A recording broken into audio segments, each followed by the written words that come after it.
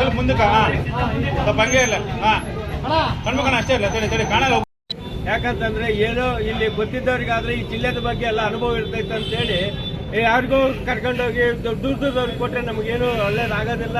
ಆದರೂ 2 ಸಲ ಗೆದ್ದಿರ್ತಕ್ಕಂಥ ನಮ್ಮ ಗಣೇಶ್ ಸರ್ ಅವರಿಗೆ ಕಂಪಲ್ಸರಿ ಮಂತ್ರಿ ಪದವಿ ಸಿಗಲೇಬೇಕಂತೇಳಿ ಆ ದೇವರಲ್ಲಿ ಪ್ರಾರ್ಥನೆ ಮಾಡ್ತಾ ಇದ್ದೀವಿ. ಈ ಸರ್ಕಾರದವ್ರು ಹೆಂಗನ್ನ ಮಾಡಿ ನಮ್ಮ ಗಣೇಶ್ ಸರ್ ಅವರಿಗೆ ಮಂತ್ರಿ ಪದವಿ ಕೊಡಲೇಬೇಕಂತೇಳಿ ನಾವು ಒತ್ತಾಯ.